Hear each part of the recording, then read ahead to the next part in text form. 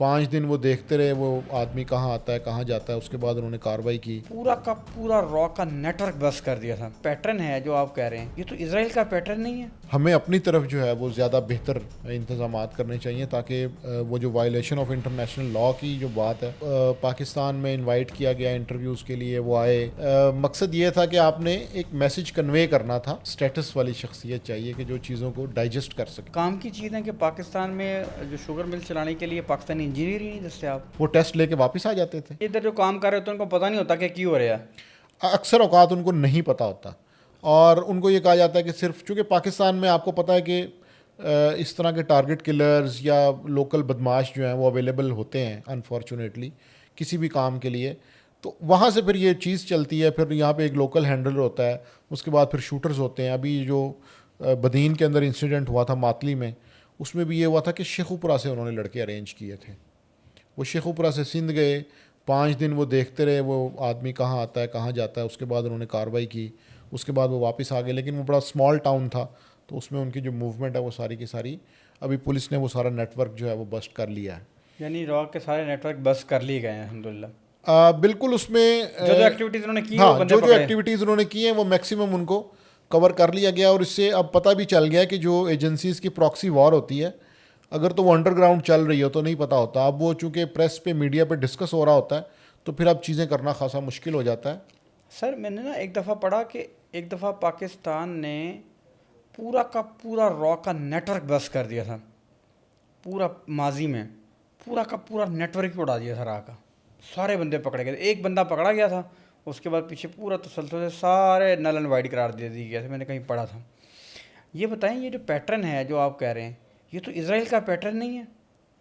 دیکھیے اسرائیل کا بھی ہے. اسرائیل نے اور چن چن کے وہ لوگ مارے جو نازی کیمپوں میں، جن لوگوں نے جرمنی کے نازی کیمپوں میں اسرائیل کے لوگوں پہ ظلم کیے تھے.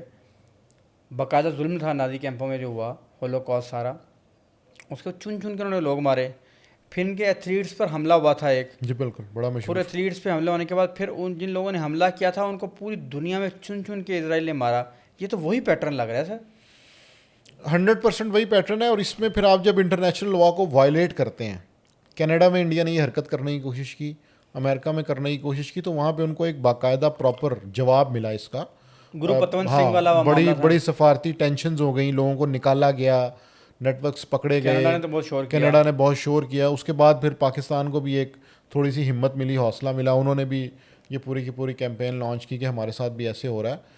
تو یہ ان کی بات بالکل درست ہے کہ یہ جو انڈیا کے جو نیشنل سیکورٹی ایڈوائزر ہیں ان کی جانب سے یہ پورا پلان ہے انڈین پارلیمنٹ کے اندر، وہ اس چیز کو اون کر چکے ہیں. وہ جیت دوال نے کہا جی ہم ایسا کریں گے. تو وہ پھر اس ساری چیز کو دیکھ کے پھر یہ لگتا ہے کہ ہمیں اپنی طرف جو ہے وہ زیادہ بہتر انتظامات کرنے چاہیے تاکہ وہ جو وائلیشن آف انٹرنیشنل لاء کی جو بات ہے اس کو ڈپلومیٹیکلی آگے لے کے چلنا چاہیے اور گراؤنڈ کے اوپر چیزوں کو بہتر کرنا چاہیے.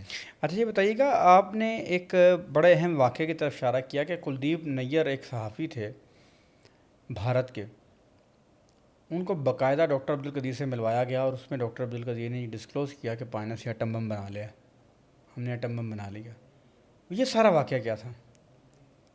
دیکھیے یہ تو انہوں نے اپنی کتاب میں بھی لکھا ہے، اور ادھر سے مشاہد حسین سید ہمارے بڑے مشہور صحافی تھے، اب سیاستدان ہیں، وہ بھی اس کے اوپر تفصیلی بتا چکے ہیں کہ یہ گورنمنٹس کی جانب سے جب آپ نے کوئی میسیجنگ دینی ہوتی ہے، کوئی میسیج کنوے کرنا ہوتا ہے، تو اس طرح کے طریقے اپنائے جاتے ہیں کہ ان کو پاکستان میں انوائٹ کیا گیا انٹرویوز کے لیے، وہ آئے، پھر ان کو ایک اسپیشل ایکسیس دی گئی. مقصد یہ تھا کہ آپ نے ایک میسیج کنوے کرنا تھا اور وہ میسیج بڑا سکسیزفلی کنوے ہو گیا. اس کے بعد پھر تردیدیں وغیرہ چلتی رہیں تو وہ ایک الگ معاملہ ہے. لیکن یہ ایک پیٹرن، ایک سٹائل ہوتا ہے کہ جس میں آپ نے کوئی چیز خود اون نہ کیے بغیر، اپنے آپ کو سامنے لائے بغیر، آپ جب کسی کو کچھ سمجھانا چاہتے ہیں، کنوے کرنا چاہتے ہیں، تو یہ اس کی ایک ٹپیکل مثال ہے کہ وہ پاکستان آئے اور یہاں پہ ان کی ایک خفیہ ملاقات کروائی گئی. اس کے بعد انہوں نے وہ انٹرویو چھاپا، اس کے حوالے سے بات چیت ہوئی، پوری دنیا میں شور پڑ گیا، اور اس کے بعد جو ہے وہ یہ کہتے ہیں یہ کلدیپ نیر بیک ڈور ڈپلومیسی میں بڑا کردار تھا ان کا. جی بالکل تھا. اس کی وجہ یہ ہے کہ وہ پاکستان اور انڈیا کے اندر بڑی قابل قبول شخصیت تھے، بڑے معتدل مزاج آدمی تھے، اور ان سے جتنی بھی چیزیں ڈسکس کی جاتی تھیں، ظاہری بات ہے اس کے اندر جو بھی ماڈریٹ کروا رہا ہوتا ہے یا اس چیز میں انوالو ہوتا ہے اس کے لیے بڑا تحمل مزاج ہونا، بڑا سیکرٹس کو لے کے چلنے والا ہونا چاہیے.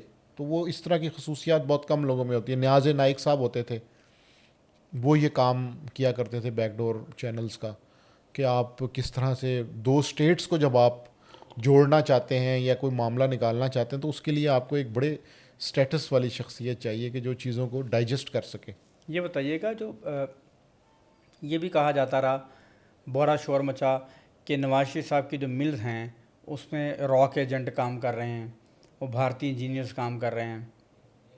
آپ نے بعد ازاں کہا کہ وہ یار یہ انجینئرز ہیں، یہ کوئی راک ایجنٹ نہیں ہے. آپ نے کہا جس پر یہ پروپوگنڈا نواز شریف صاحب کے خلاف کیا جا رہا تھا اسی وقت جہانگیر ترین کے شوگر مل میں بھی یہ بھارتی انجینئر ہی کام کر رہے تھے. پر میرا یہ سوال ہے کہ بھارتی انجینئر کو بہت کام کی چیز ہے کہ پاکستان میں جو شوگر مل چلانے کے لیے پاکستانی انجینئر ہی نہیں دستیاب. شوگر انڈسٹری میں آپ کمپنیز سے کنسلٹنسی لیتے ہیں. اچھا وہ کمپنیز ہوتی ہیں ملٹی نیشنل، انٹرنیشنلی ورک کر رہی ہوتی ہیں. اب جب آپ ان سے مخصوص کوئی بھی سروسز آپ نے لینی ہے، کوئی نیا پلانٹ لگانا ہے، کوئی اس کی مینٹیننس کروانی ہے، کچھ بھی کروانی ہے، آپ نے ان کو ہائر کر لیا.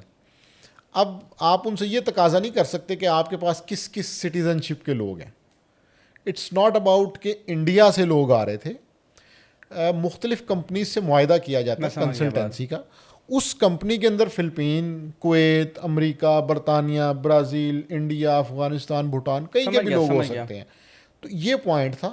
لیکن جب آپ نے کسی چیز کو ایکسپلائٹ کرنا ہو، کسی چیز کا ڈھول بجانا ہو کہ آپ ریاست یا اسٹیبلشمنٹ کسی کے خلاف ہے، تو پھر آپ اس طرح کے پوائنٹ لے کے آتے ہیں جس کے اندر آپ اس کو ملائن کرتے ہیں، آپ اس کو ڈی گریڈ کرتے ہیں. تو یہ اس طرح کا ایک پیٹرن تھا کہ جس میں تحریک انصاف نے بہت شور مچایا کہ دیکھیں جی انجینئرز ہیں، ایجنٹس ہیں، پتہ نہیں جیسے راہ کا نیٹ ورک جو ہے وہ یہاں سے چل رہا ہو. ایسا کچھ بھی نہیں تھا. لوگ ویزاز لے کے پراپر آتے تھے. مثال کے طور پہ پاکستان سے آئلٹس کا امتحان لینے، آکسفورڈ کیمبرج کے جتنے بھی اور سسٹمز ہیں ان کا امتحان لینے کئی پاکستانی ہمارے جاننے والے ہیں، وہ واگا سے انڈیا جاتے تھے، امرتسر سے، دلی سے وہ ٹیسٹ لے کے واپس آ جاتے تھے. تو لطیفہ سناؤں، ایک ٹریننگ کی تھی کلائمیٹ چینج دی. اس میں خاتون تھیں، وہ برٹش ہائی کمیشن کی طرف سے ہمیں ساری انفارمیشن دے رہی تھی. ہم وہ انفارمیشن لیتے رہے، وہ سارا معاملہ چلتا رہا. بعد چ اسی پنجابی تے اردو گل کر رہے تھے نا، انگریزی بولتی رہی بی. بعد میں کسی نے کہا بھائی یہ انڈین برٹش ہے، اس کو اردو آتی ہے. سر آج کے پوڈ کاسٹ سے اتنا ہی. آپ نے بڑا دامن بچایا اور وقتاً مجھے بھی چتاونی دیتے رہے کہ بھائی جان نور تمہارا زندہ رہنا ضروری ہے. آج کے پوڈ کاسٹ سے اتنا ہی. آپ کو یقیناً یہ پوڈ کاسٹ اچھا لگا ہوگا. ہم نے بڑی کوشش کی کہ بڑے ایسے حساس موضوعات کو بھی چھیڑیں جو آپ کے علم میں اضافہ کر سکیں. لیکن نور تمہارا زندہ رہنا بہت ضروری ہے. شکریہ سر، بہت شکریہ آپ کے بات کا. آج کے ویلاگ سے اتنے، چینل کو پوڈ کاسٹ سے اتنے. چینل کو لائک کریں، سبسکرائب کریں، شیئر کریں، بیل آئیکن کے بٹن کو دبا دیں تاکہ آپ تک ہم ایسی مصدقہ معلومات پہنچاتے رہیں اور اپنی زندگی کا بندوبست کرتے رہیں. بہت شکریہ.